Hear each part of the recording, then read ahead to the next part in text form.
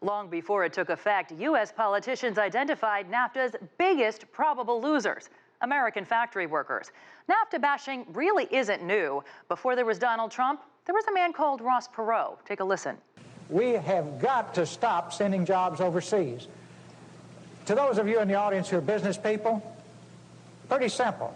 If you're paying $12, $13, $14 an hour for factory workers, and you can move your factory south of the border, pay $1 an hour for your labor, have no health care, that's the most expensive single element making a car, have no environmental controls, no pollution controls, and no retirement, and you don't care about anything but making money, there will be a giant sucking sound going south. That giant sucking sound Perot warned about was actually a hurricane. Around 5 million manufacturing jobs got swept away since the year 2000. But is NAFTA to blame? Take a look at this chart. Maybe not. The percentage of Americans employed in manufacturing started to plummet in 1960.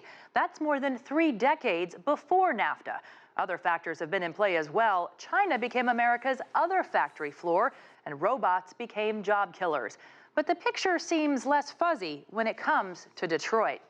A 20-year snapshot after NAFTA started shows that the U.S. trade deficit in cars and auto parts tripled. The hole was $130 billion deep in 2013. And in NAFTA's first 2 decades, U.S. auto workers also lost 350,000 jobs. That's about a third of their workforce.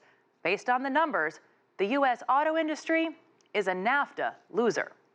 Now let's take a look at agriculture. The picture gets fuzzy again there. In 2017, Mexico was the clear winner in beef. It exported 10 times more beef than the U.S. shipped to Mexico. But a virtual tidal wave of corn went to Mexico with just a trickle of Mexican corn coming back north. Canada won too.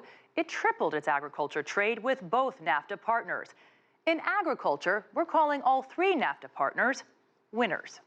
Now, the last thing we're going to look at is foreign direct investment. Here again, NAFTA's been pretty good to Canada. After the U.S. signed the NAFTA bill in 1993, U.S. and Mexican investments in Canada tripled. The U.S. invested 5 times the amount of capital in Canada than it did before NAFTA. So Canada, clearly a winner. You know, free trade agreements might be Donald Trump's least favorite thing after Kim Jong-un. But is Trump right about NAFTA? There are probably as many answers to that question as there are economists. One of them has actually tracked NAFTA's impact from the beginning, and he says the treaty even helped the U.S. auto industry, making it leaner and more efficient. But don't try selling that idea in Detroit. Jessica Stone, CGTN, Washington.